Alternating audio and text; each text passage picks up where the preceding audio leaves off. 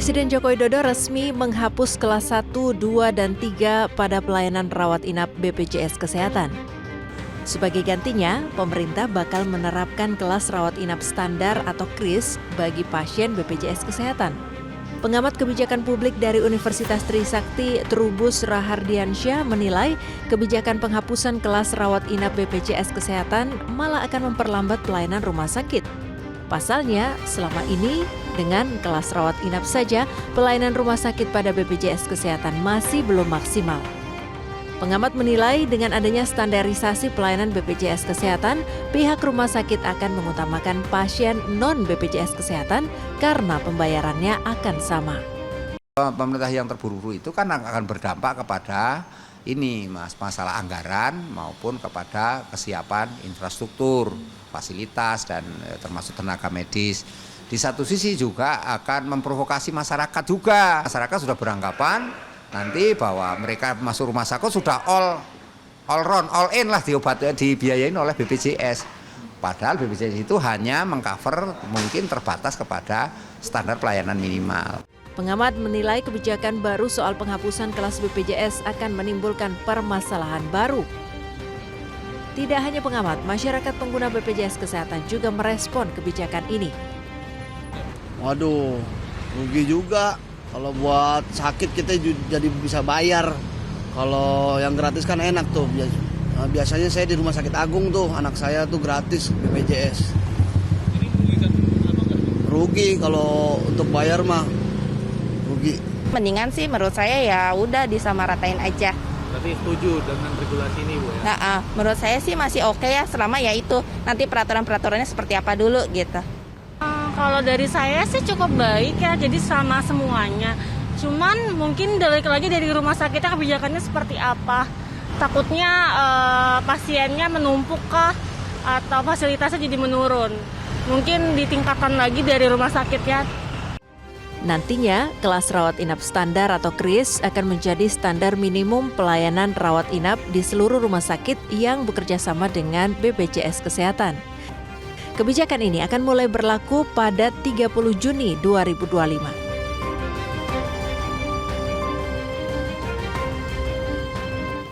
Terima kasih Anda masih bersama kami di One on One dan masih bersama kami di RUT BPJS Kesehatan Bapak Profesor Ali Gufron Mukti.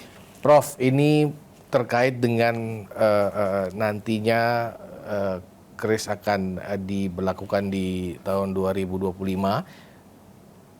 Apakah ada kekhawatiran atau mungkin kekhawatiran akan ada perubahan mungkin menurun mungkin kualitasnya? Apakah ada hal tersebut dialami, Prof? Karena takutnya misalkan karena memang demand-nya itu kan berarti kan ada perubahan iuran misalkan seperti itu. Jadi kan apalagi kalau kita ngomong yang di bawah, kalau memang dia harus menyesuaikan juga, takutnya akan ada perubahan di rumah sakit. Meskipun memang sudah ada syarat 12 kriteria itu, tapi apakah penerapannya akan sesuai dengan keinginan dari pihak BPJS ataupun dari pihak Kemenkes sendiri misalkan? Iya, kalau BPJS keinginannya itu mutunya lebih bagus, lalu aksesnya juga lebih bagus, jangan sampai aksesnya turun, jadi sulit segala macam. Iya. Kenapa? Karena BPJS itu melakukan transformasi mutu ya akhir-akhir ini. Teori mutu itu ada Donna Bedian, ada Edward Deming, ada macam-macam. Iya. Tapi di BPJS itu disederhanakan, jadi yang kompleks sederhana. Apa? Ukurannya 3 aja. Kalau transformasi itu lebih mudah. Kenapa mudah? Ya pakai KTP aja bisa. Kartu BPJS-nya hilang, KTP saja mudah. KTP-nya hilang, ya nomor NIK-nya apa gitu. Oh gampang gitu. Cepat ya, cepat apa? Dulu antri 6 jam ya. Kami diprotes banyak masyarakat. Gara-gara kami peserta BPJS harus nunggu 6 jam. Ya, saya sampaikan itu kan, dilantik aja belum ada protes, tunggu dulu ya. Sekarang kita bikin namanya queuing system online atau antrian online dari kamar tidur bisa antri. Rata-rata itu kita capture 2,5 jam. Sekarang antrinya. Nah nanti kalau kurang dikit berapa dari rumah ke tempat fasilitas pelayanan kesehatan atau ke kantor BPJS tinggal datang gitu. Itu. Jadi lebih cepat, setara. Setara itu apa? Tidak dibeda-bedain.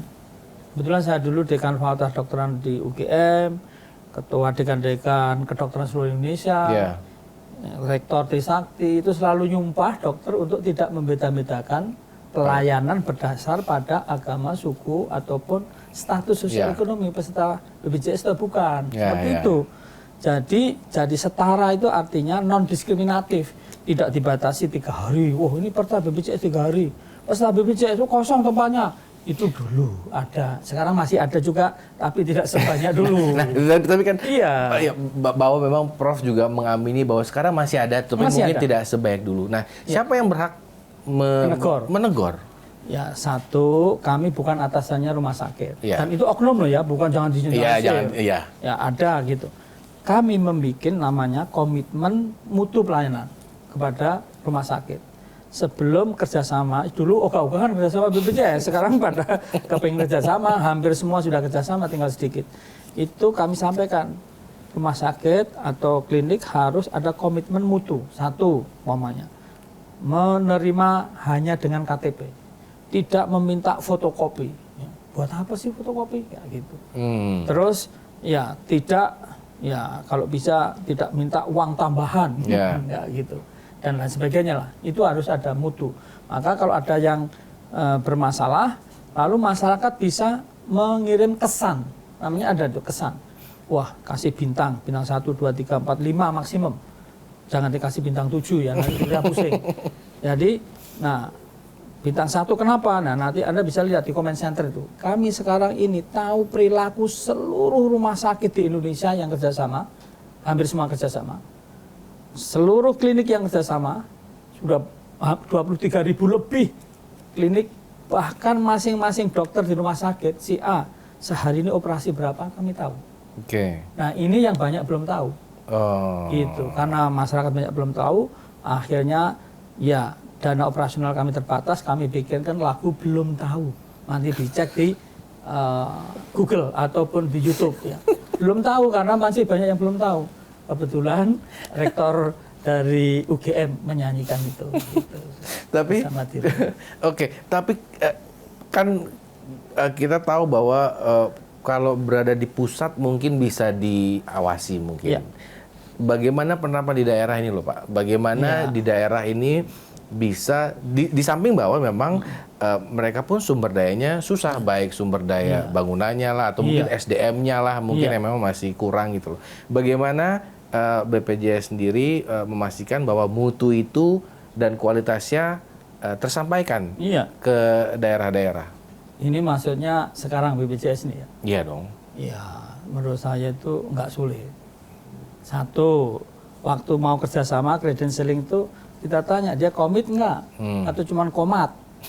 komit. Ya. Kalau komit, oke, credentialing dia memenuhi syarat, kita kerjasama. Dan masyarakat boleh komplain. Sekarang kami bikin care center 165, bikin WA 08118105165. Ini semua udah saya hafalkan, siapa tahu ujian keluar kan. Nomor itu tadi ya? Tidak hanya nomornya, apanya, pasal-pasal sudah. Intinya bahwa rumah sakit di daerah pun ya harus bagus. Cuman masalahnya Indonesia ini kesehatannya itu terdesentralisasi. Nah, yang bertanggung jawab siapa? Tentu kepala daerah. Tapi tidak semua kepala daerah itu satu paham, dua punya komitmen dan comply lah dia concern gitu. Nah, ini mohon maaf loh, ada ya seseorang ya kepala daerah nanya saya, Pak, ini punya ada rumah sakit apa? RSUD, rumah sakit umum daerah. Melayani BPJS nggak bagus gitu. Loh, iya Bu, iya. Itu seorang perempuan, dan bupatinya. Nah ini menurut saya tergantung ibu, Bu mau bagus apa enggak? Saya bilang gitu. Loh gimana caranya? Lah kalau nggak bagus, ya terima kasih saja Bu, digeser aja Bu, gitu. Itu iya. Nah, tapi yang bersangkutan kan nggak paham. Gitu. Jadi intinya menurut saya, tinggal kita kerjasama dengan pemilik rumah sakit. Pemilik rumah sakit itu nggak banyak, menurut saya hanya 3 aja. TNI Polri sama rumah sakit pemerintah, rumah sakit swasta itu ada yang profit ada yang not for profit. Itu rumah sakit daerah Pemerintah ada pemerintah. Cuma 3 dekati mereka kerjasama semua beres. Oke. Gampang kan? Tapi saat ini sudah dilakukan hal tersebut, Pak. Loh, sekarang pemilik ya ataupun rumah sakit kan bukan bawah BPJS. Iya. Kan ada yang bawahi. Oke. Baik, Prof. Prof, ini di rumah sakit pemerintah paling sedikit 60%, di swasta 40%. Ya itu PP nomor 47 Ya. tahun 2021. Betul. Belum terlalu lama. Ya. Apakah akan ada perubahan atau mungkin dengan penerapan nanti? Nah itu kris? masih berdebat sekali Oke. lagi. Berdebatnya maksudnya 40-60% itu apa? Kris untuk orang yang miskin, PBI, atau kris untuk seluruh peserta BPJS. Gitu. Diskusinya di sana. Nah, kalau untuk seluruh bisa bayangkan enggak? Sekarang 100% rumah sakit tersebut untuk BPJS antri, Pak. Ya, betul. Kalau tinggal 60-40% gimana? Bisa bayangkan nggak antrinya? Ya. Tambah panjang, tambah lama. Belum lagi, ya tadi rumah sakit terbatas terus dikurangi jumlah bednya. Kan jadi masalah nanti. Iya. Jadi jangan sampai kita ngatasi masalah dengan masalah baru. Iya, itu kalah sama pegadaian.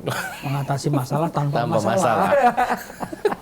Apakah sudah dibahas hal ini dengan badan-badan terkait atau instansi terkait atau mungkin dengan presiden misalkan? Ya, kan ada presiden elect atau terpilih, ada current presiden kan gitu.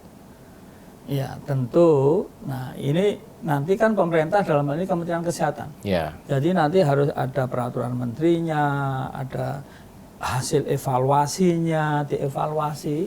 Akhirnya dari evaluasi itu akan ditetapkan semacam satu tarikan napas, paket manfaatnya seperti apa, tarifnya seperti apa, berapa, iurannya berapa. Gitu.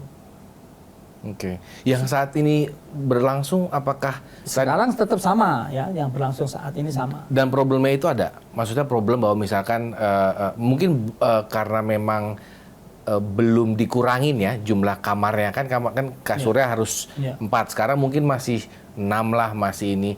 Nah, apakah hal tersebut dengan penyesuaian yang sudah dilakukan di rumah sakit yang sudah dicoba, apakah masalah tersebut terjadi? Yang jelas satu, BPJS tidak melakukan uji coba. Oke. Yang kedua, ya tentu kalau ini tanya masalah di rumah sakit, tanya rumah sakit itu lebih pas. Yang ketiga, ya tentu bahwa nantinya seperti apa, kan baru nanti. Betul. Nah sekarang sedang istilahnya dievaluasi. Artinya apa? Kita tunggu tanggal mainnya setelah evaluasi. Evaluasinya belum ada ininya ya Pak? Hilalnya belum ada ya? Belum. Nah, rumah sakit sendiri Pak, kesiapan mereka dengan kris sendiri menurut pandangan Prof sendiri seperti apa? Menurut saya nih ya, lebih bagus dievaluasi itu komprehensif.